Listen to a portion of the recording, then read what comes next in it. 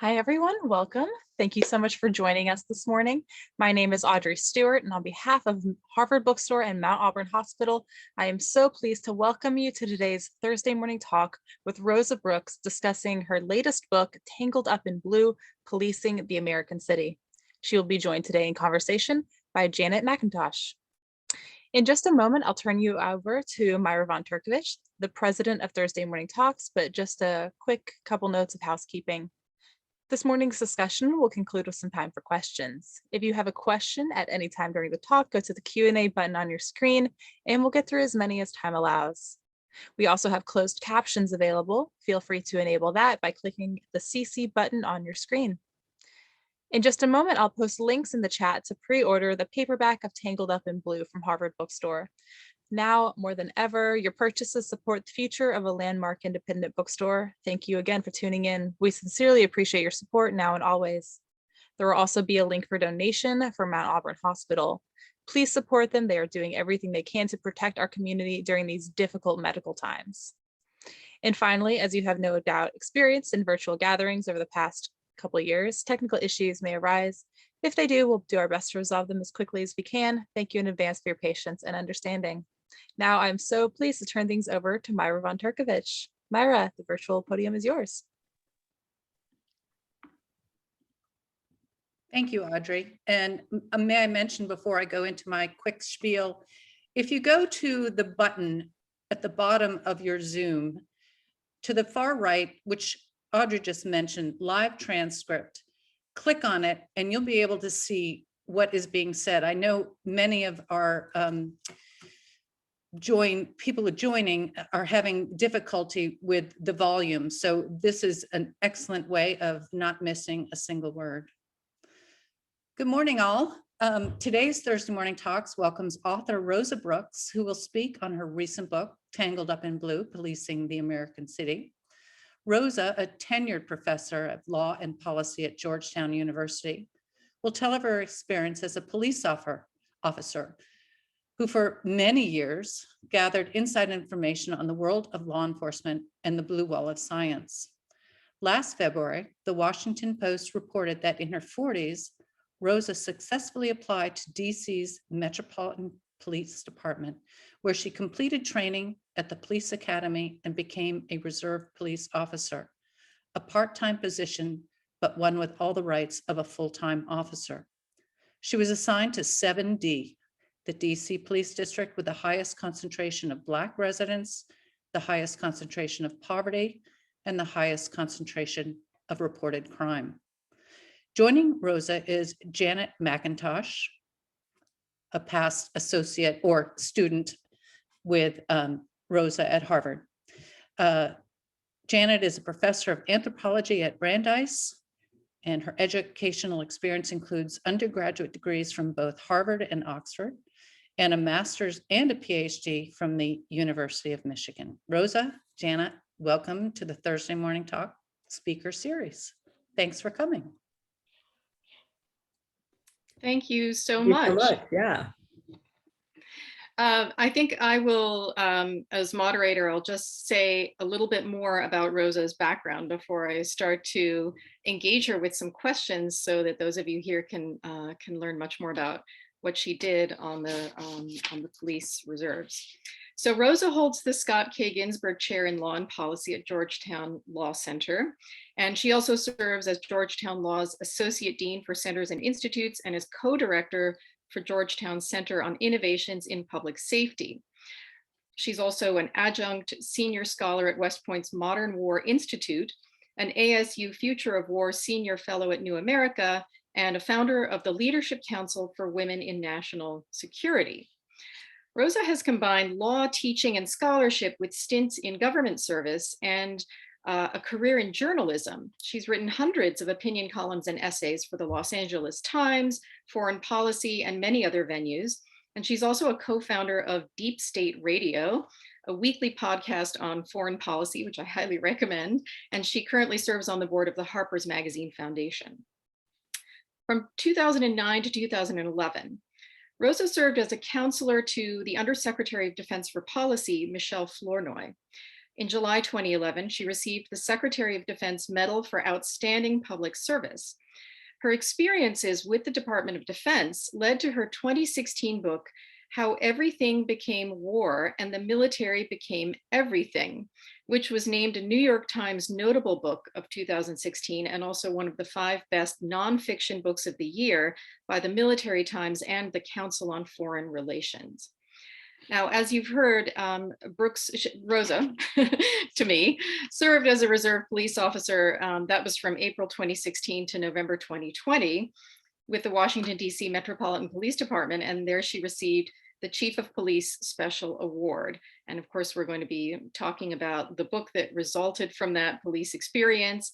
And Tangled Up in Blue was named one of the 50 best books of 2022 by the Washington Post. So, Rosa, hi. It's a real pleasure for me as an anthropologist to see a law professor engaging in one of our key methods in anthropology, which is participant observation, sometimes known as immersion journalism, if one is a journalist. And I think your fantastic book has highlighted some of the insights that come from this method, where you're not just watching others do a job, you're not merely interviewing the people who do the job, but you're inhabiting the job yourself.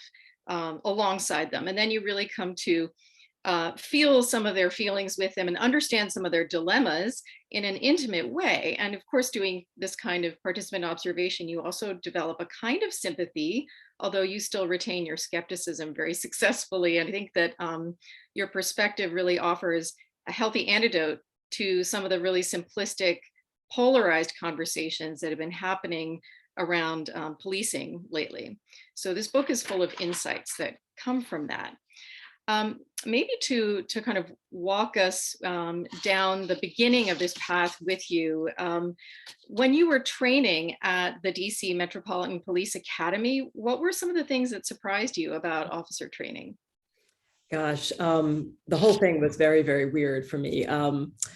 You know, and actually just picking up on something else you said, Janet, before I even jump into that, one of the things that's just makes talking about policing in this country really difficult is that most people, these binary oppositions, right? And depending on who you talk to somebody on the right, they'll tend to say, you know, police are heroes, they're underappreciated heroes, they're self-sacrificing, they're brave, they're wonderful. You talk to somebody on the political left and they'll say, if you'll excuse my language, all cops are bastards, or at least that's what my teenage daughters tell me. People say, you know, they're brutal, they're racist, they're a bunch of thugs. And it's really hard to get people out of one of those two positions and get them to talk about it in a more nuanced way. And it's certainly true that for me, going from being a law professor to being a new recruit at the Washington, D.C. Police Academy was kind of a shock to my system.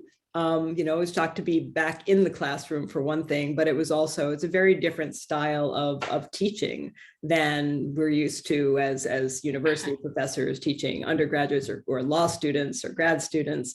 You know, one of the things that really was very striking to me just from the get-go is it's you're not really encouraged to ask questions. You're not really encouraged to have discussions. It's basically memorize this and shut up and don't ask questions and don't cause trouble. And the focus was overwhelmingly operational and tactical. You know, the focus was on here is the list of 9 property forms and the correct color of pen in which you must fill out these 9 property forms and the appropriate manner in which you must abbreviate the day of the week, which differs from form to form, it turns out.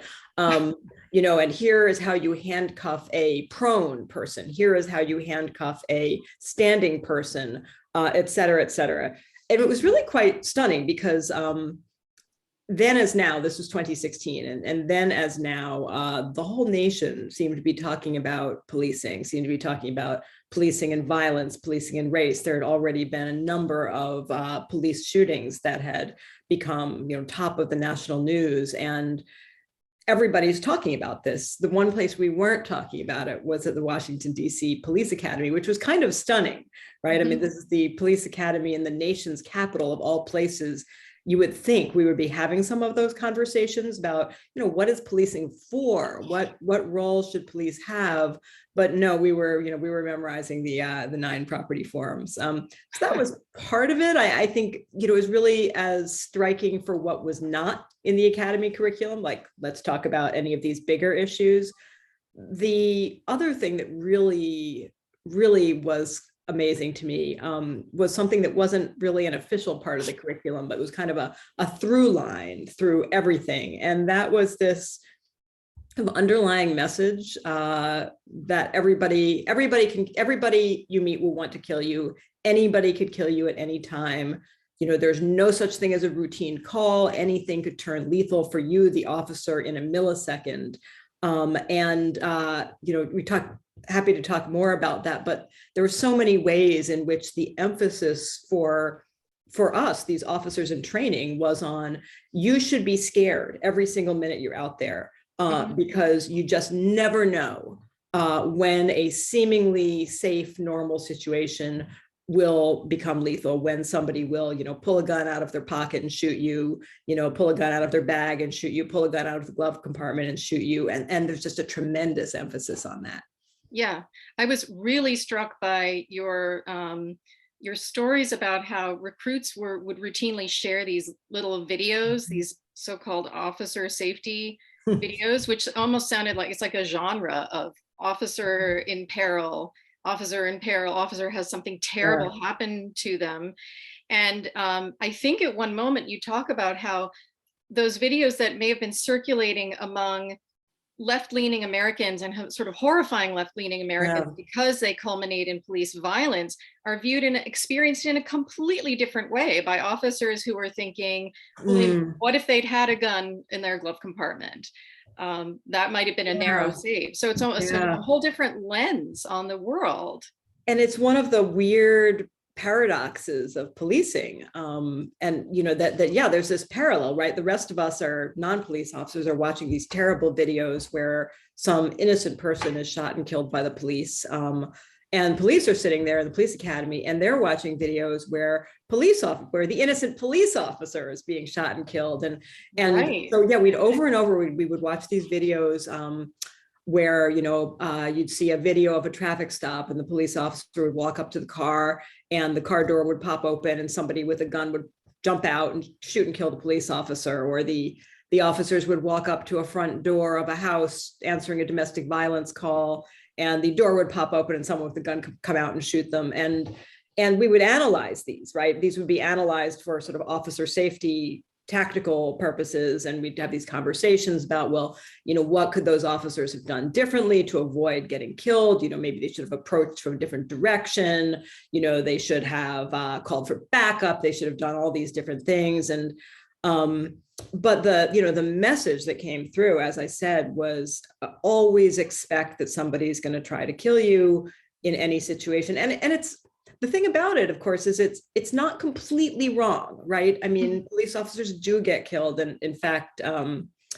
just a month or so before I started at the police academy in 2016, in a neighboring Virginia jurisdiction, a young female officer, on her first day out of the police academy, was going to a domestic violence call with her training officers. They walked up that front walkway, the door opened, a guy comes out with a gun, and he shoots her dead, and he badly injures the other officers.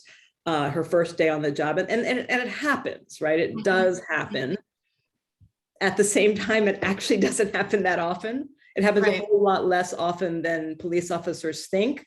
But that constant drumbeat of everybody could be about to kill you makes officers really scared. So that's the paradox, right? You have ordinary people who are quite rightly scared of the police because from their perspective, police officers have all the power. They're the ones, they have a badge, they have a gun, they have the power to take away your liberty or your life.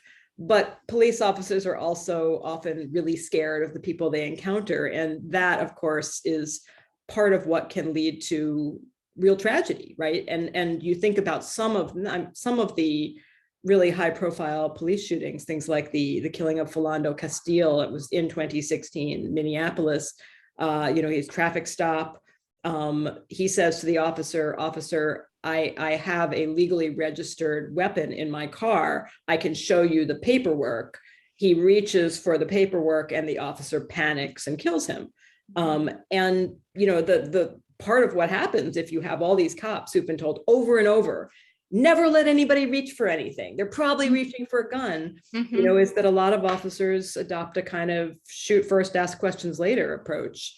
Right. And, you know, and it's not even just that, right? That's what makes the news. But I think it's harmful in a whole bunch of ways that are much less visible to us, right? The killing makes the news, but one scene that I talk about in the book, for instance, is a partner I go to domestic violence call.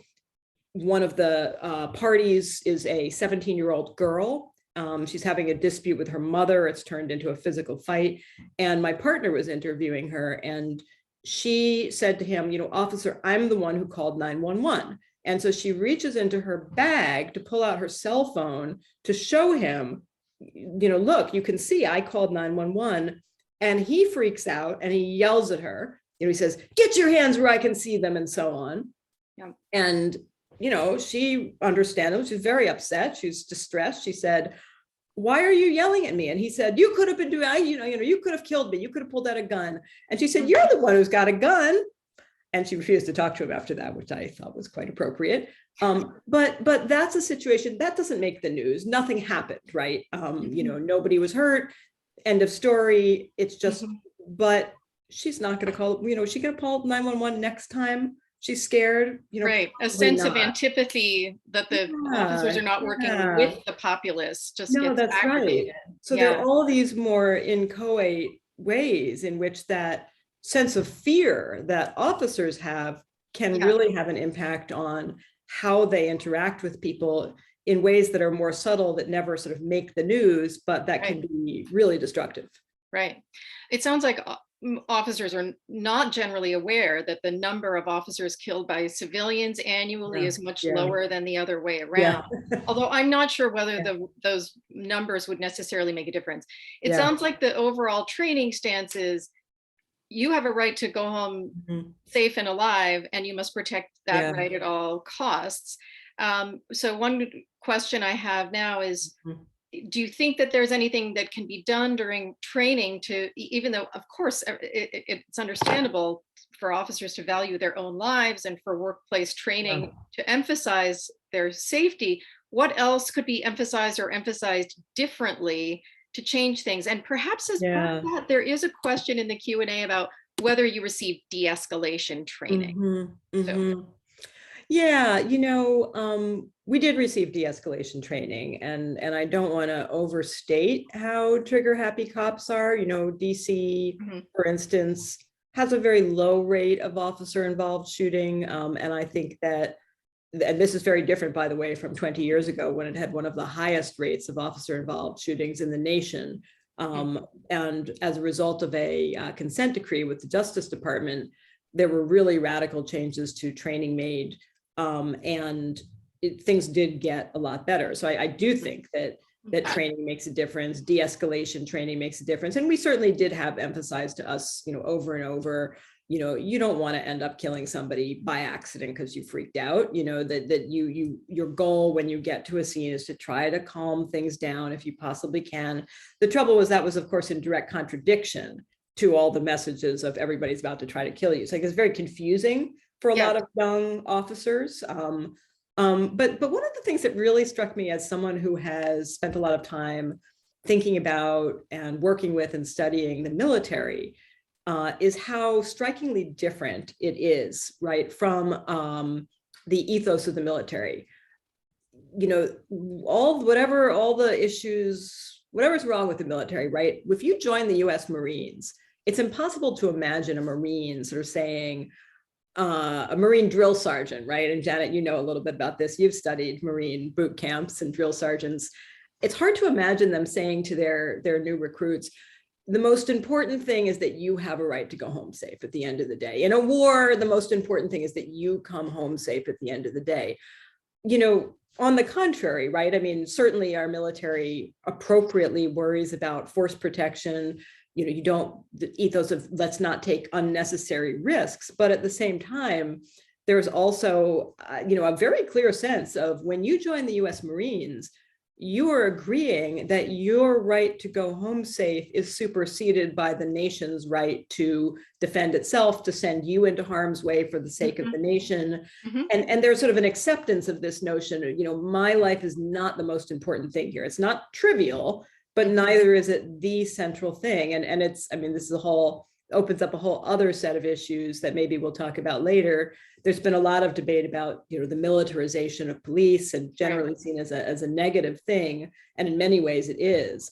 But in this one way, I actually think the police could use a little bit more of that culture to say, where the cultural message should be, look, when you agree to be a police officer, when you swear that oath and you get that badge and you get that gun, your life is not the most important thing. It's important, very important, but it is not more important than the lives of the people who you have signed up to protect. That your fundamental mission is to make sure that the people in your community go home safe.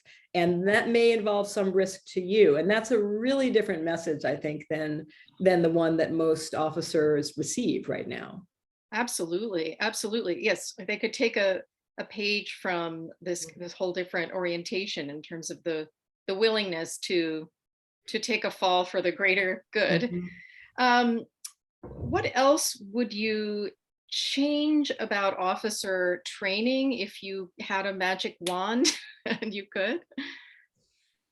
Oh boy, almost everything, honestly. I do think that the paramilitary style of police academies, most police academies today are sort of caricatures of somebody's idea of 1980s military boot camps, like from Full Metal Jacket or something. There's a lot of, do this, do that, give me 10 push-ups. Your boots aren't polished right, give me 20 push-ups. Physical fitness, physical exercise as a form of punishment and discipline. A lot of emphasis on sort of really petty rules and so forth. Not enough emphasis on asking questions, and as I said earlier, the police officers of all people should be having conversations about, what's our role, what should we, and about things like, what do we know about what causes crime? What do we know about what makes communities thrive? What do we know about which police tactics make a difference? Do we know anything? Because the answer is that we know less than we should know, but we know some things, and that's never discussed really. It's so focused. The irony here's another irony when you compare it to the military. The irony is that the emphasis is sort of do what you're told, don't ask questions, and yet relative to, say, a private or a corporal in the military, who's not going to get a lot of opportunity to make decisions for themselves. They're generally not going to be operating autonomously. They're going to be operating within their unit, right? For police officers, it's the opposite. Police officers will either be often on calls with one partner or alone. Their sergeant is far away. Nobody's there. They on their own have to figure out, how should I handle this with nobody to tell them what to do and a tremendous amount of discretion. So of all people, and every police chief will say this, right? But it doesn't translate into the training. Every police chief will say, we don't need people who memorize stuff. We need people with good judgment. We need people with good people skills. We need people with emotional intelligence. And yet the training and in some ways the recruiting pushes in precisely the opposite direction. Interesting. Wow. This issue of what's not talked about during training takes me to my next question.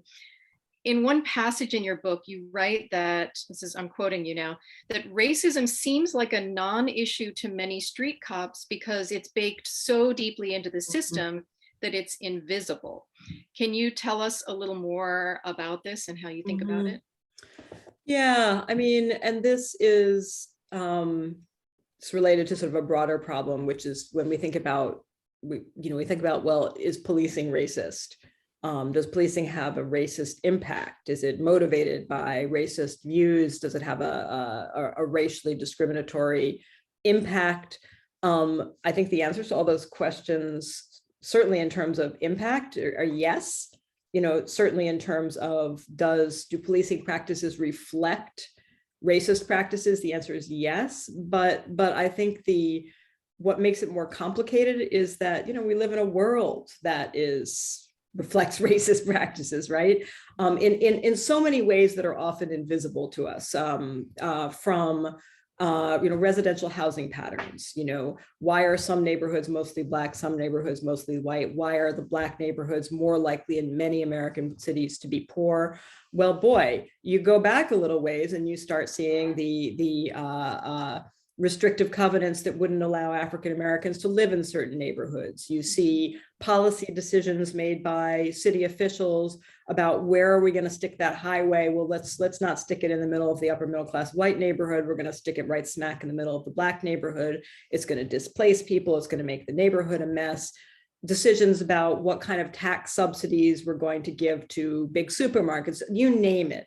Decisions about schools. That there's so many ways in which the world that we encounter every day has been just distorted by racism in all kinds of ways. And when you're a police officer, and many police officers are very young, they're 22, they're 23 years old. They're often not from those neighborhoods. They may be from somewhere else. They may be from elsewhere in the city. They may be from a different state. And they come in and they go, oh, this neighborhood is just a disaster. What is the matter with these people? They're not taking care of their neighborhood. They're committing crimes. They don't seem to have jobs. They must be lazy. That they don't see, they don't know. Wait a minute, this didn't happen. This didn't just happen to happen. Right. This happened because of decades, sometimes centuries, right? Of deliberate decision-making, which left some people with fewer opportunities and living in worse situations than others. But if you're a 22 or 3-year-old cop, you don't know that. You just think, what's the matter with these people? Why can't they just stop committing crimes? Right. Yeah, all that background that you just offered us, by the way, about the layers of policy and law and so forth that result in these inequities. Like those are great examples of critical race theory and how it shows you that the racial problems are baked into the system, but then it's very hard to, if one is thinking of racism purely in terms of intention, it's easy to dismiss. I was really struck by one example in the book too of how some of the officers you worked with were using this shot spotter technology, and it's a technology that sort of automatically detects the sound of gunfire, and then you sort of go to where that is, and they would say, well, how could the technology be racist? It's just neutral technology. But of course, the history that led to the gunfire being in those neighborhoods to begin with is where the racial inequity. That's right. And it makes it so hard. It does make it really hard because, the past is the past. And if you get 911 calls coming from some neighborhoods, yes, the police have to respond to those calls. It does create real dilemmas, I think, for policing. But going back to your earlier question about what would we change about police training, and one of the things that in a program that I helped start in DC, which maybe we'll talk about later, we brought every single recruit at the police academy to the Smithsonian Anacostia Museum, where they had an exhibit, a wonderful exhibit called A Right to the City, that was essentially about DC's changing demographics. And it was very focused on race. It was very focused on exactly those kinds of, segregation in the schools, residential housing segregation. And all the recruits went through that exhibit. They talked to the curator. And it was so interesting to see their reactions. And their reactions really were, I had no idea. I didn't know this, and now I sort of understand why people see my uniform and here I am, I'm thinking to myself, I'm a nice person. Why are they so mean to me? Why are they so suspicious of me? Don't they understand that I'm here to help them? And they said, oh, I guess I can see that given this history, given experiences with the police and their parents' generation or their grandparents' generations, people aren't necessarily seeing me as here to help, not because of something I did personally, but because of the way the world is. And that's the kind of thing that should be the norm. Those conversations amongst police recruits, they're still the exception, but I think they make a huge difference. So you mentioned that, police are becoming increasingly self-conscious, kind of seeing themselves being reflected, sometimes by mirrors I'm sure they feel are distorted. I'm curious how the police officers you worked with are understanding their job right now in light of this increased awareness of things like police violence and systemic racism. And maybe as part of your answer, you could tell us a little bit about the particular dilemmas that Black officers that you know seem to be facing. Yeah, it's so tough. I think it's just been a really complicated and difficult couple of years for police officers. You know, as I said, because people have these binary, you know, you're wonderful, you're terrible. And sometimes it almost seems like the same person can flip flop back and forth. And I spent a lot of time talking to young officers. And one I remember in a workshop we had said, boy, you know, after George Floyd's death, well, so even go back before, during the first few months of COVID, he said, people were thanking us, you know, there were lockdowns, we were still out there, you know, we were still taking risks when everybody else was staying home, and people would come up to us and they would thank us. They'd say, thank you for your work. And then George Floyd is killed in Minneapolis. I've never been to Minneapolis. And suddenly people are spitting at me on the street, you know, and then after January 6th, people are coming up to me again, they're thanking me, you know, and I don't understand, like, how do I even process any of this? And I do think there's been a kind of a whiplash for a lot of officers, particularly the Black officers. You know, I've heard Black officers say kind of, you know, as a sort of bitter joke, you know, why did I become a cop? Well, safest place for a young Black man to be in America is behind a badge. That's why, you know. So I do think it's tough, because I do think that people go into policing by and large for positive reasons. You know, are there bullies who go into policing because they think it would be better to be a bully with a gun? Yeah, but I don't think that is true of most people who go into policing. You know, when I have conversations with young officers and say, you know, why did you decide to do this? The answer you get most frequently is that either they were the victim of a crime, or someone very close to them was a victim of a crime, or they had a police officer when they were young who did something really nice to them, good for them. You know, that they'll say things like, you know, my sister was raped, my cousin was shot. You know, I was getting in trouble. I was, you know, messing around with drugs, and then officer so-and-so, you know, kind of took me under his wing, and I would be in jail if it weren't for him. You know, you know, I want to keep people from being hurt the way I or someone I loved was hurt. I want to help people the way officer so-and-so helped me. You know, so they tend to view themselves as, I'm one of the good guys, you know, I'm here I genuinely want to help people. And some of that does get beaten out of them by the training and by their experiences, and by the fact that what they often encounter from many people is a lot of hostility, and it's very confusing to them, because they, you know, by and large, they haven't had all those conversations about what is structural racism and so on. So they're just sort of like, why do you hate me? What did I do? I didn't do anything. I'm just here to help. And it can be very confusing for them, and very painful, you know, especially, I mean, during the racial justice protests that followed George Floyd's killing, you know, we had Black officers saying, I wanted to take a knee with the protesters to say, I agree with you, you know, about racism. You know, I see these issues, but then I felt like, well, how do I distinguish between that and my white colleague who, you know, fist bumps the Proud Boys? You know, are we supposed to be neutral? How do we do this? And you know, January 6th, boy, that was, you know, I remember a young officer who'd been a Marine, who's actually still a Marine reservist, saying, you know, with just anguish, I was there at the Capitol and I saw people wearing Marine Corps shirts. And I thought, you're supposed to be standing beside me, not trying to kill me. Why are you trying to kill me? You know, it's just, I think it's just been a really complicated and wrenching time for a lot of officers. That is excruciating. I've read profiles of young officers of color who joined for idealistic reasons or wanting to make things better from the inside, and then decided to actually stop their training because they were pulled in so many different directions, just morally. No, that's right. So let's see, looking at the time, I'm wondering if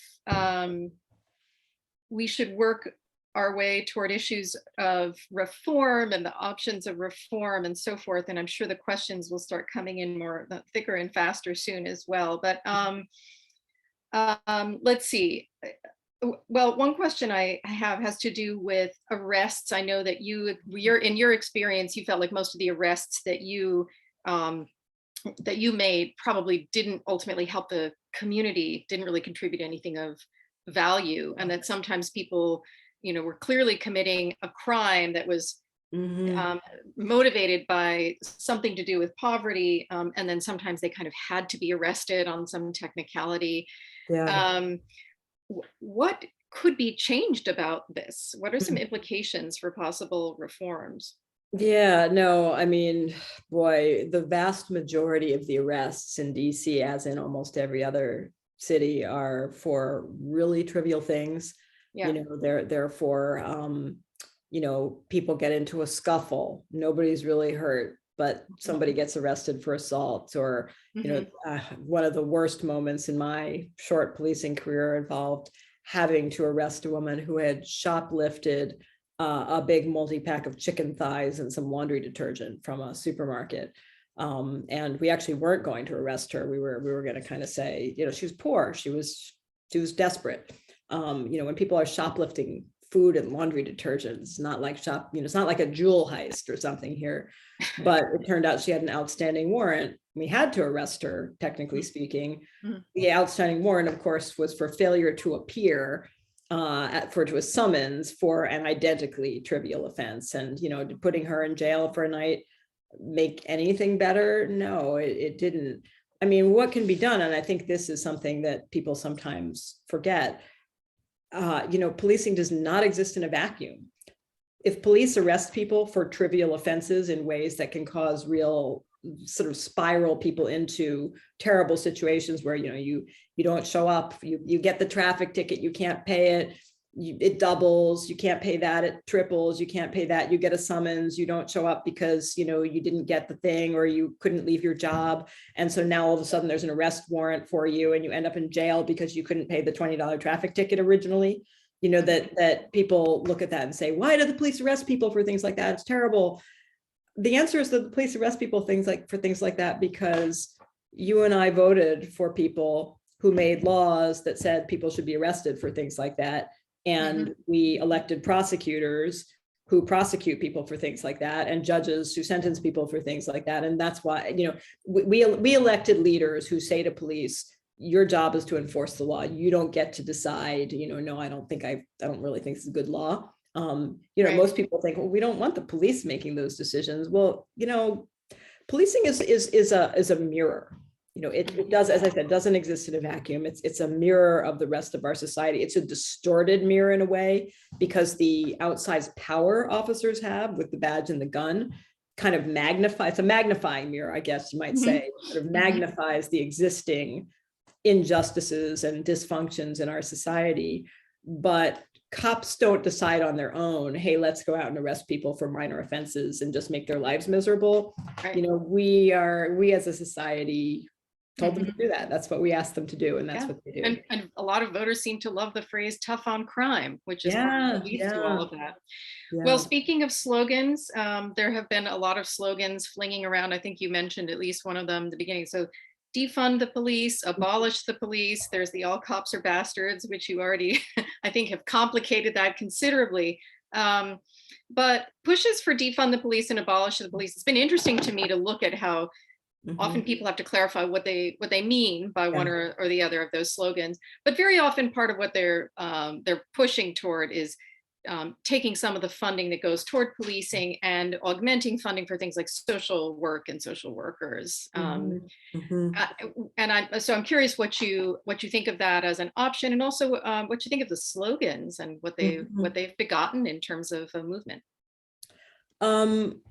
So I don't think they're good slogans. I think I have this argument all the time with friends who say, well, yeah, but they push people to think about all these issues. And I think if people's first reaction is to think that's a terrible slogan, that's not really a good way to do it. But I think it's not about money. And I think the sort of defund thing makes people think it's about money, that if you just move some money from here to here, we're going to solve some kind of problem. And I think that's completely wrong. I think that this fantasy, for instance, that we just took money away from the police and we gave it to civilian agencies, things would be better. I mean, ask yourself how much confidence you have in, child and family services or the housing department, or, that in many cities, they're just as much of a disaster as the police are. If you want to have a cadre of social workers who really help things, those people mostly don't exist right now.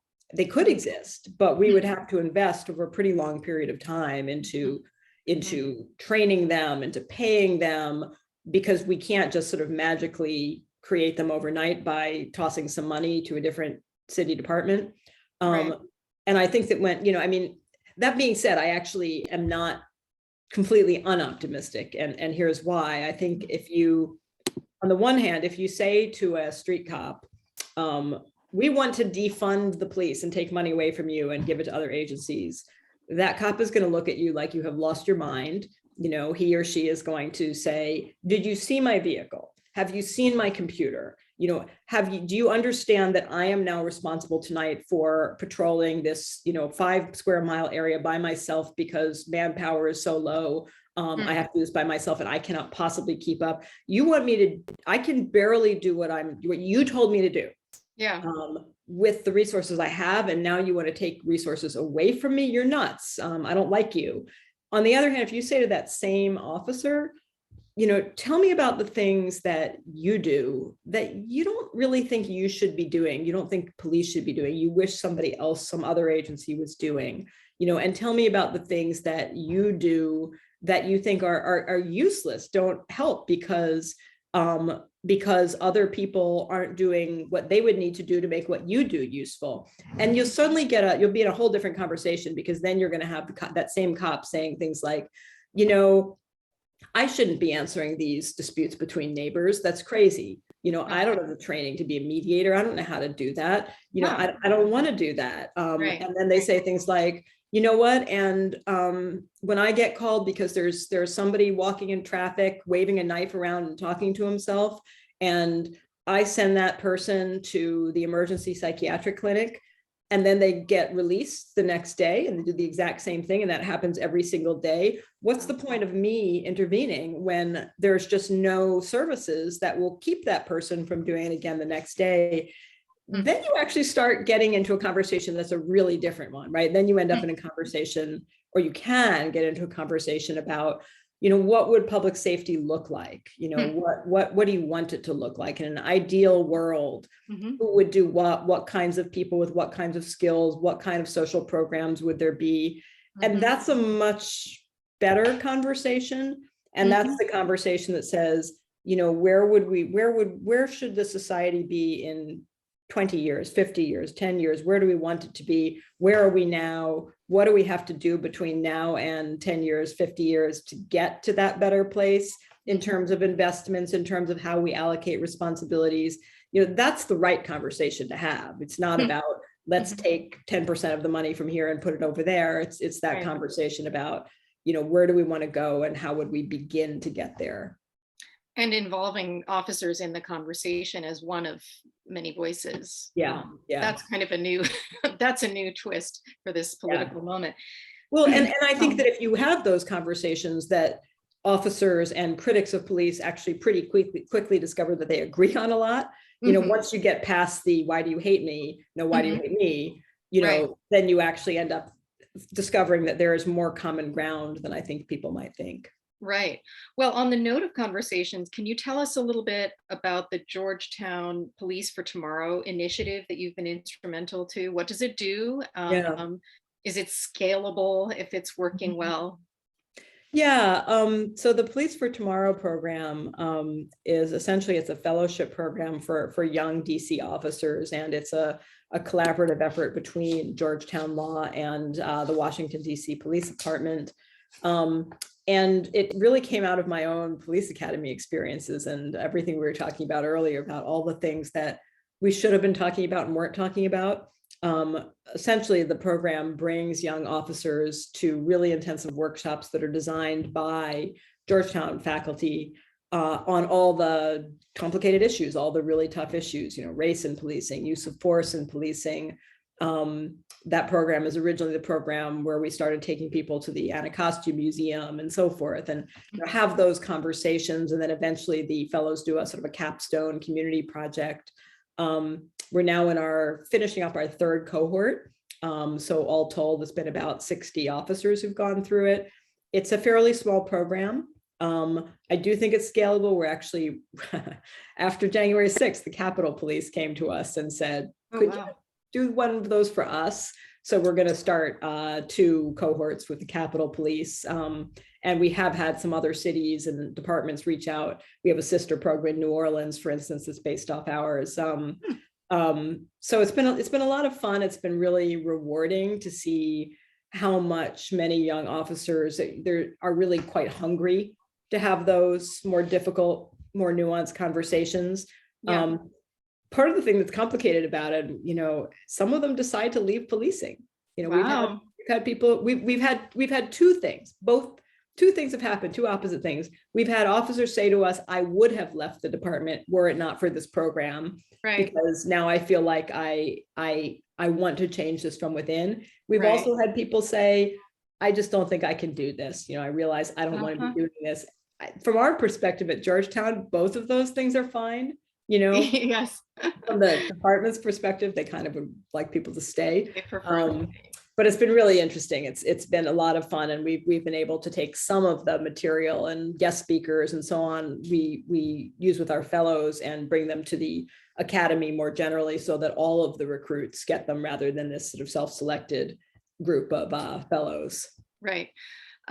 That's great. And it's people can find a description of it online. Am I right? I think I've seen a good video describing some of the. Yeah, Police for Tomorrow, Georgetown, you'll pop up. It'll pop up. Yeah. So I am looking at the Q&A now. There's some really interesting questions that have come up. One is, how much do you feel police unions get in the way of meaningful reform? And are there examples where unions have been helpful in pushing for reform and asking for more training in the areas that you were addressing? Yeah, police unions have by and large not played a positive role. They've been pretty awful in most places, which is sort of distressing for me to say as someone who comes from a strong pro-union background. It does not have to be this way. Some states and cities have taken steps to, reduce the power of the unions over the key issue of discipline. Right. I mean, it's such an irony that in some states, Maryland, for instance, was one of the first states to pass the so-called Police Officers Bill of Rights, which, among other things, gave officers the right, if they were accused of committing a criminal act, the right not to be questioned themselves about it for like 36 hours until they had gotten a chance to consult with their union representatives. And just the irony, right? How police would react if somebody, if ordinary people said, "Oh no, you don't get to question me for at least 36 hours. I need to get my story straight," right? Right. No way, right? I mean, so municipalities and states have empowered unions to play that role of really protecting officers, even against very well-deserved investigations. I do think so much changing. Actually, one of the best things, the Police for Tomorrow Fellowship Program, one of our young fellows, who's in his 2nd year as an officer, decided to run for union shop steward. He came within 1 vote of winning. And because that's, something we often say to these young officers, they complain about the union all the time. The union doesn't really represent us. And, I would say, well, guess what? It's your union, go change it. Make it different if you think it's terrible. And he came pretty close. So I do think there may be a generational shift that starts changing police unions, but they have not played a positive role. Wow. Thank you. There are a couple of questions to do with guns. One question is, do you think a major cause of the fear that police officers have is due to the prevalence of guns? And the second question is, what should be done about gun control? Do police see this as a real issue? Yeah, no, I mean, this is true. And whenever people say, oh, well, gee, the police and, the British police, bobbies, they don't have guns. Why do American police need guns? Right. Uh, We have more Because guns than American police, people. do have to assume that anybody they encounter might very well be armed. And in some cities and in some states, statistically, that's quite likely to be true. Mm. So I don't think it's particularly practical to say, let's have cops not be armed. Many police officers are very pro-gun control because they don't really want to be encountering so many people who aren't cops with guns. But I mean, that being said, actually, let me caveat that by saying, part of the reason policing is both so lethal in this country, and there are so many opportunities for bias to creep in, is that we have assigned police officers, armed officers, to do all kinds of, this goes back to the sort of defund and who should do what. We've assigned police officers tasks that we don't really need cops to do. Right. And, think of it like this, right? We have armed police officers who enforce non-criminal civil traffic violations, right? You make a right turn on red where the sign says no right turn on red, a cop's behind you, an armed guy is going to stop you and give you a ticket, mostly guys. It's 87% of police officers in the country are male. Well, other story. And we're so used to that, right? We don't even question, well, of course that's what police do. But if you think about it, if you miss an IRS estimated tax payment, an armed officer doesn't show up at your door the next day to demand the money and to haul you off in handcuffs if you don't produce it. You get a letter a couple months later, right? Or a year later. And if you ignore that letter, you get another letter. And maybe after about 7 years, if you've ignored every letter and it's escalated to a summons and you ignore that, eventually somebody with a gun is going to show up and say, you're coming in. Yeah. But it's like step 173. It's not step 1. Whereas Right. you sell that loose cigarette, you're not collecting taxes, in New York, that or you make that right turn on red, and step 1 is that an armed uniformed person shows up, which is crazy. Why do we do that? We don't need to do that. And those traffic stops, as everyone knows, are amongst the most fraught and dangerous situations for both the officers and the people in the car. Right. And they're completely unnecessary. Somebody's shooting out the window. Yeah, a cop needs to go after them. But really, we could have civilians do that. We could have traffic cameras do that. All kinds of other possibilities, and they all have their own complexities, but we certainly don't need armed officers to do that. Mm-hmm. There's a question about whether there's any police force that you're aware of that's following practices that you would consider best or maybe better.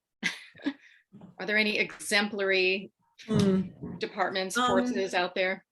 I wouldn't say there are any perfect departments by any stretch. I think there are departments that are a lot better and departments that are a lot worse. And I think there are departments that are a lot better than they used to be. DC is actually one of them. The Metropolitan Police Department today is a really dramatically different police department than 20 years ago. New Orleans too. Terrible, terrible department, awful for a really long time. It's a whole lot better now. I also think that there are places that are doing really interesting experiments with police training. One wonderful woman I've gotten to know is a woman named Sue Rahr from Washington State. She's a former sheriff from Washington State, and she ran the State Police Academy. And she introduced a really radically different training program with a enormous focus on sort of emotional intelligence and de-escalation and treating people with dignity and courtesy and respect, and saying, your goal in every single interaction should have everybody come out of it feeling like they were treated with respect and they understand what was happening. And those things do make a difference. You can't fix everything magically overnight, but I do think that there are some really good and progressive chiefs and some good and progressive departments and some good and progressive training programs, which are beginning to make a difference. Even though, changing sort of entrenched police culture in a department, New York City has 36,000 police officers. You know, it's bigger Wow. than the armies of many countries. Right. And you don't change 36,000 people overnight. Yeah. But Yeah. Speaking of, we didn't really have time to talk much about the relationships between the U.S. military and police, but in recent decades, there's been a lot of gear, weaponry that have sort of been flowing from the military to the police. I think, am I right? Almost 20% of officers are veterans, maybe 19%, something like that. about right. Yeah.